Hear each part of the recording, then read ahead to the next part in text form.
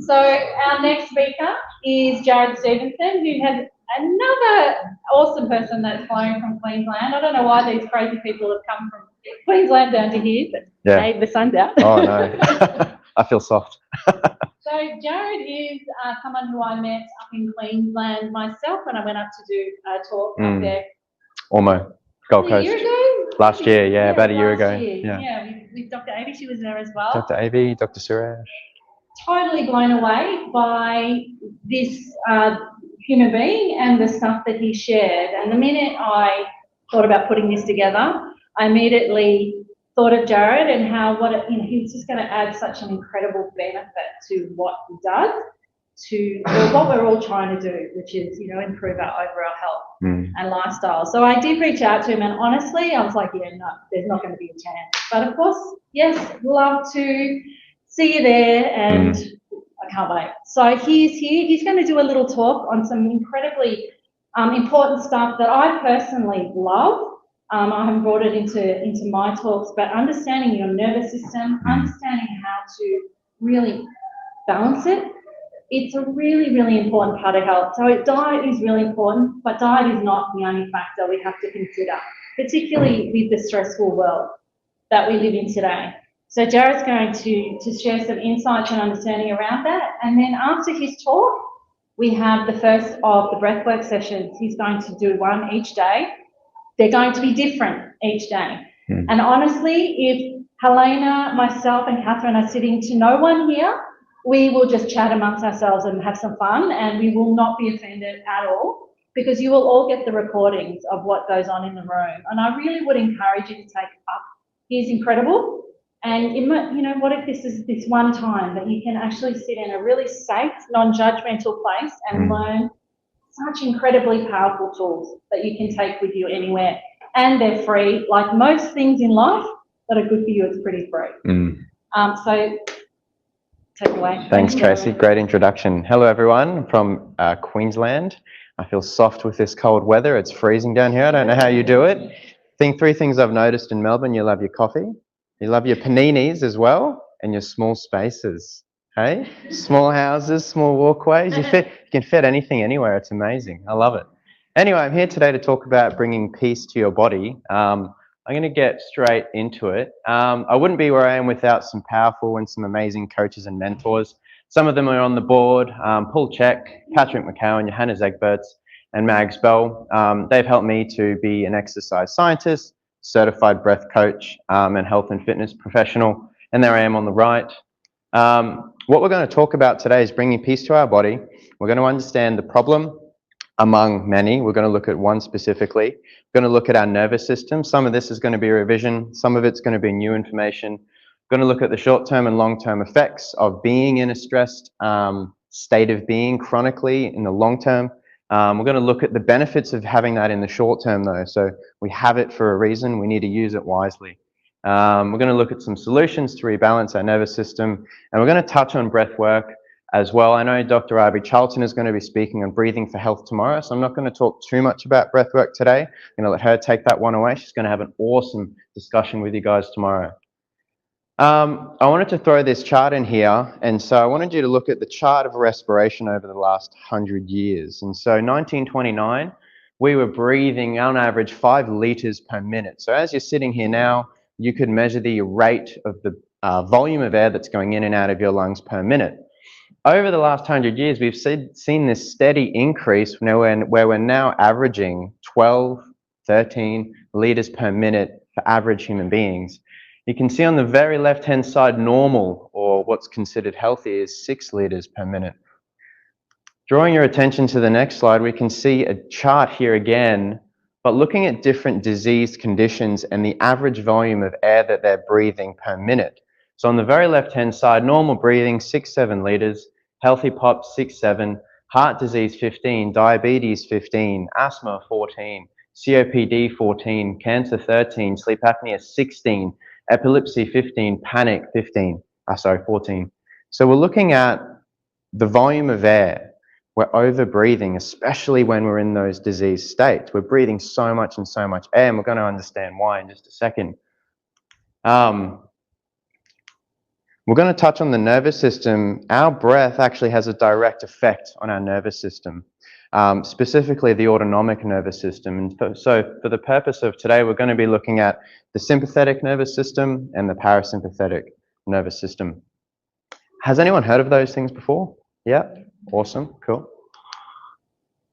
I wanted to put this diagram in here to give you a visual of what each nervous system looks like. So at the very bottom, we have what's called ventral vagal or parasympathetic. That's when we're feeling calm, we're socially engaged with friends and family, we feel safe in an external environment. We also feel safe in our internal environment. We feel joy, we're grounded, we can be compassionate, we can be understanding, we can have presence with our partner and kids. We feel very grounded, we feel very pleasant.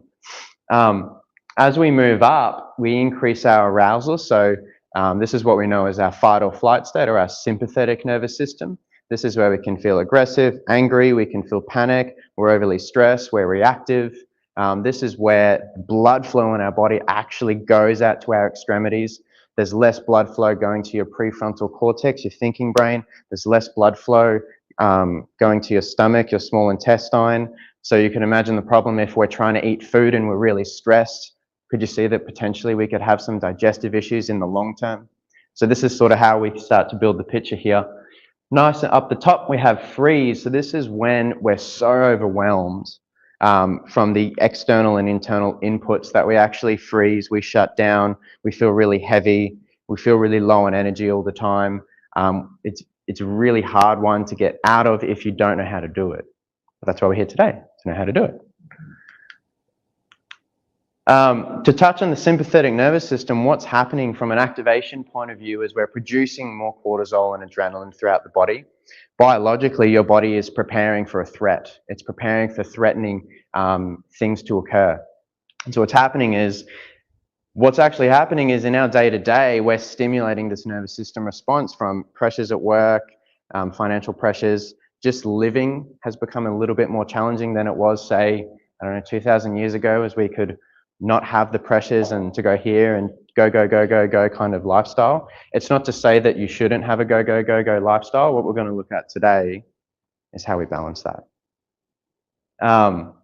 It's important for survival, but the drawback is it's detrimental in the long term. And so if you're wondering, well, am I in this state or do I go into that state? Some things you could experience: can't deeply connect, you feel reactive, you're not patient, you're not present with yourself, judgmental and critical of others, you don't feel safe, you don't know how to feel calm, you don't feel grounded, problem focus, you struggle to relate to others, you find yourself gradually isolating more, you can start to overwork, and the sort of list goes on if you catch my drift.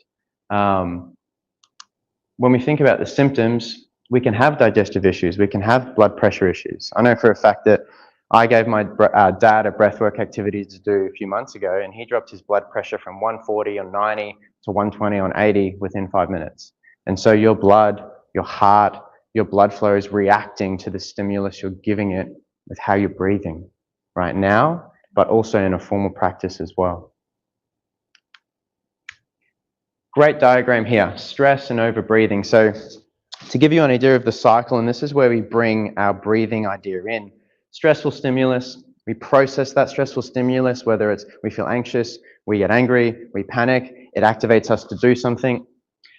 We then breathe more, so we have a higher respiratory rate, our blood pressure increases, our heart rate increases. What can then happen is fight or flight affects the healthy running of your entire system. So what happens is your immune system is not required for you to act out of survival, is it? It's for survival, it's a short term. It's get away from the tiger. It's go and do this other thing. It's very quick and short and sharp. What happens is when it's done in the long term is when we start to overbreathe. And so when we think about the diagrams from before, it's really easy for us to stay locked and loaded in this fight or flight state just with the acts of daily living. And so what we want to start to do is look at strategies to bring balance back to the body, to actually influence our body to come back to the parasympathetic nervous system. I wanted to throw this stat in here. I found it really interesting. In all of the people diagnosed with severe anxiety, over 80% of them have dysfunctional breathing patterns. 80%. I mean, that should talk to us about the fact that Our breathing is going to influence how we feel, the state of our body, how we feel right now in this moment. A good example is, I want you to do this with me now. We're going to breathe in and out of our nose for a second, and I want you to breathe shallowly but quite fast. Ready? Go for it.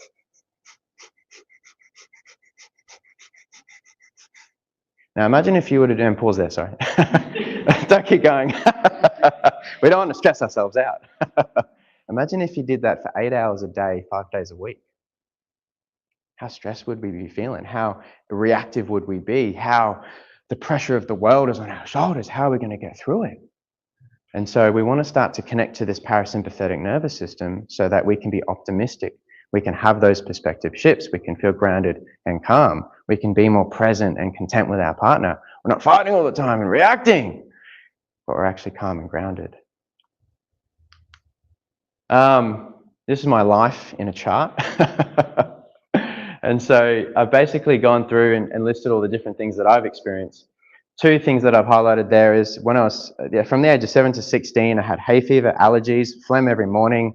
When I was a kid, I had exercise-induced asthma. What that really means is I was just mouth breathing. And so I had all these symptoms. I was sick in winter all the time. And what I started to do is I started to find out about breathwork. I started to change my breathing. I started to breathe through my nose. I started to develop these functional practices as a way where now in winter, I don't get sick anymore. My hay fever and allergies are almost non-existent. I can pat cats without scratching myself. The other one there is anxiety, panic attacks, heartbreak. Through the journey of life, we have relationships. There was one in particular, we broke up, and I felt lost, I felt broken, I was experiencing panic attacks on a bridge. My perception of reality was so unrealistic that I thought the bridge could collapse. I was so sympathetically dominant that my perception of reality, of life, was not the true realistic version of what was actually happening. And so these things we don't necessarily know are happening until we get through them and feel grounded and calm, then we can realize, looking back. And some solutions there. I used breathwork, I used cold water immersion, I used exercise. There was a bunch of different things there. For the purpose of today, we're going to look at how breathing can help us. The question to ask yourself is, how do we regulate our mental state, rebalance our emotional state, and strengthen the activation of our parasympathetic nervous system? In terms of the parasympathetic nervous system, it's a healthy activation of what's called our vagus nerve. Has anyone heard of the vagus nerve? Oh, that must be the most full room that's heard of the vagus nerve. Has anyone talked about the vagus nerve today? Oh, wow, that's great. Awesome. And we can actually turn it on through our breathing, among many other things, which you probably know about. We feel calm, we feel at peace, it oversees digestion. If you look at this next diagram here, go next. It actually innervates our lungs, our heart, our liver, our stomach, our small intestine, our spleen, our adrenals, our kidneys. It innervates everything. And so when this is active, this brings that sort of rest and digest response to your body. And so if you knew that there was a way to turn it on just by how you were breathing right now, wouldn't that be a good thing? Yeah. When we're emotionally healthy, we can actually go between these states of being in that fight or flight and rebalancing. And so a healthy vagus nerve and a strong vagus nerve allows you to do that. If your vagus nerve is, say, weak or not as strong, you're going to feel really rigid and stuck and stubborn in your ways, and it can be really hard to come back to that grounded state. Whereas with a healthy vagus nerve, you can connect to certain techniques that can bring you back. Good question here. Do you give your body the space it needs? Is it go, go, go, go, go, and then go, go, go, go, go? And that's not a problem. It's just a problem if we never pause. How rational are you when you're in go, go, go, go, go? How balanced do you feel? Is there a way that you could become calm in your go, go, go, go, go? Stay calm in the chaos. If you look on the left screen here, top right corner, there's a character there sitting on a chair. His house is on fire. What's he saying? This is fine. Calm in the chaos is what that's about. It's not literally saying sit on a chair if your house is on fire. It's just saying we can be calm in the chaos. Breathwork. So what do we know? We know that the vagus nerve is adaptive, meaning you can strengthen its ability Solution, train the vagus nerve to be adaptive and strong. So in times of stress, you can manage a return back to balance that doesn't take weeks or days at a time, rendering you to be a rational, balanced, grounded person that you and others can rely on. Carry out a breathwork routine that facilitates vagus nerve activation, can be really powerful when done in the form of groups. Why is that so? Okay. Imagine if I was to sit here and speak to you like this and start raising my voice and you started to feel I was a threat. Your nervous system is just responding to the stimulus coming in. The opposite happens on the other end. When we all regulate ourselves together in the room, we could take a snapshot of your energetic field that we can't see visually but exists, and we would actually have what's called co-regulation, where we can amplify each other's ability to regulate ourselves. Remember, ventral vagal, parasympathetic, it's also known as social connection. When we isolate ourselves, how do we feel? Lonely, alone, depressed, anxious. Why does prison suck so much? Right? It's a bad example. So, I don't know why I looked at you. There's nothing bad about Tracy, trust me. No, so in the form of a group, we want to come together and do these things. That's why isolation sucks. Sucks. Like we're not connected. When we connect, physical touch in a safe way, when we're talking to each other, when we're meeting new people, when we're congregating, we're really powerful, we can get stuff done, but we're also on the same journey together. Imagine if you were sitting in this room by yourself listening to this. It's different because you're all part of the same journey moving forward. It's powerful in a group. We're all going out to our communities to implement all these amazing things, share with our community, friends, family, etc. It's powerful that way, amplifies. All right, talked about that. Okay, what else can a breathwork practice do? So we know it stimulates the vagus nerve. We can develop more self-awareness. All that means is when you stop to slow down, you start to hear yourself. Like you can understand your emotion. You can actually hear what it's saying in your body, how it feels in your body. You develop more self-awareness because when you slow and stop, your brainwaves slow down. Wisdom comes through that you can't consciously think of. Have you ever had those brainwave moments where you're just sort of sitting on a train or you're just in the shower and you're just sort of just like doing your thing and your brain's just doing its thing and you're kind of in this flow state where you're not really thinking but things are just kind of coming to you, like euphoria kind of eureka moments? Has anyone had that? It usually happens when we're in a state of calmness enough where we're receiving information, because it's not necessarily always, I've got to think my way to the solution. Sometimes you need to take your hands off the wheel, let it car drive for you. Not physically though. Redirect blood flow back to vital organs. We know that if we're not in fight or flight, we come back, then the blood flow is going to return to our stomach, digestive system. We're going to be more efficient at digesting food. My dad, he's going to hate that I said this. I'm just going to say it anyway. My dad eats like this. And I thought, and he went, I feel really full. And I got to say, And I look at him and go, well, you wonder why. It's the blood flow. That's all it is. He's in fight or flight. He's rushing. He's got stuff to do. He's got pressures from this, that, and the other. I get it. It's got to take the time when we're doing those things. That's all it's about. Combat sickness and illness. This was significant in my life, particularly significant improvement in sleep overall. Allergies, hay fever, particularly with asthma. Asthma is a huge one. Functional breathing, really important for children. So if you have a kid in adolescence, the best thing you can be doing for them is getting them to breathe through their nose. You're going to find out tomorrow why though, not now.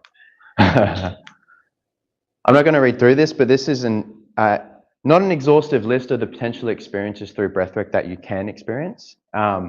Overcome self-doubt, access your subconscious mind. That's because our brainwaves are just slowing down. Improve symptoms and ability to fight illness. Improve heart coherence and heart rate variability. Feel, speak, and act from your heart rather than your head. Enact change and gain insight from shutting off your prefrontal cortex. Give your mind a break.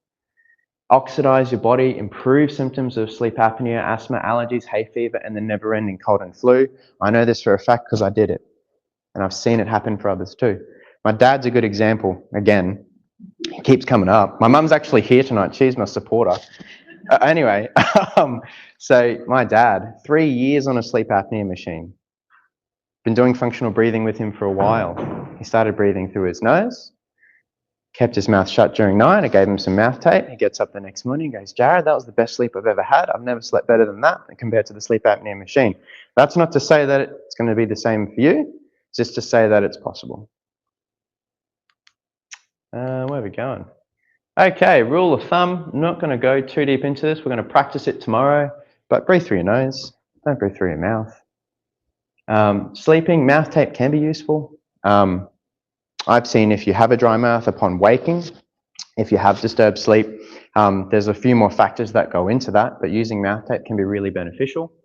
A rebalancing technique that you can do if you can't make it to any of the workshops today or tomorrow, a great technique you can do is a double inhale, long exhale, and then you can do this immediately. It's a self-regulating technique that you can do while driving. That's safe to do.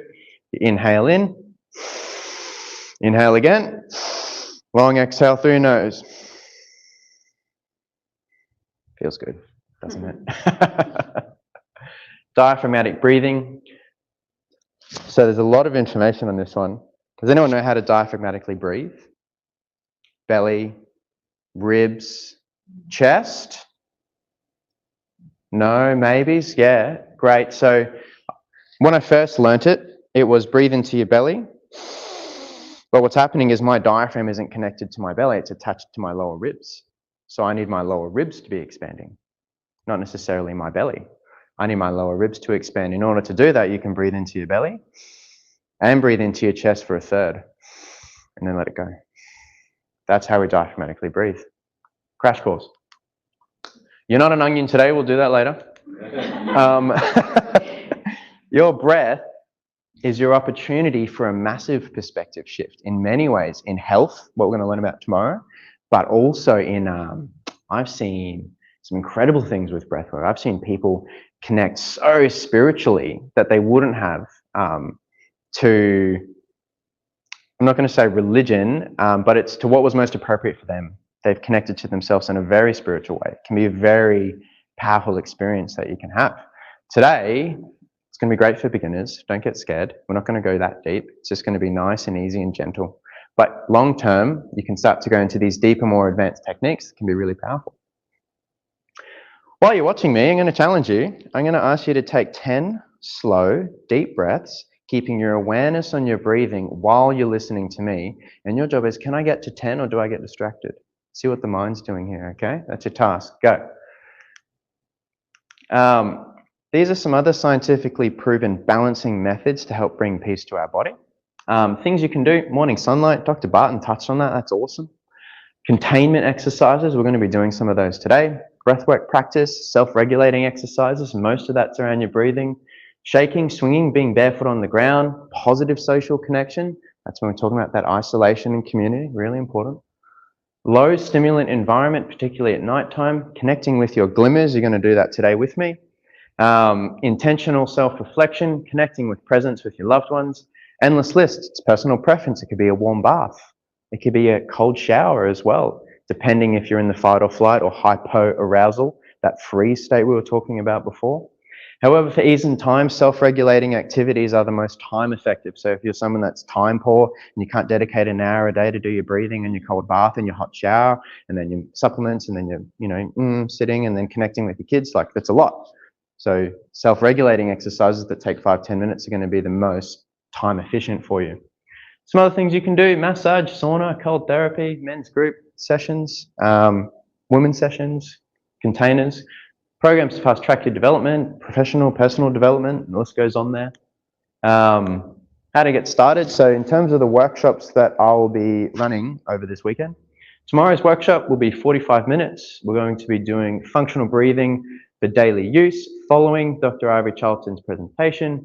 It's going to be a breathwork practice only, great for first timers if you've never done it before. Who's never done breathwork before?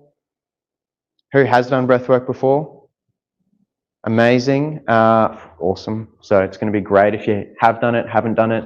It's just going to be a nice time to drop in. Today's workshop's a little bit longer. We're going to be looking at nervous system rebalancing as a whole. So there's a few more different activities we do in that. Breathwork will be included, and this is about balancing our nervous system. We're going to connect to that parasympathetic system, socially connect. It's going to be fun. And thank you, that's all I have for today. Just one more thing. So any questions, feel free to ask me. I'll be in the workshop room. I do have an 8-week nervous system reset program starting soon. If you feel like you do need some rebalancing, feel free to come and have a chat to me. Happy to look into that. Thank you, Tracy.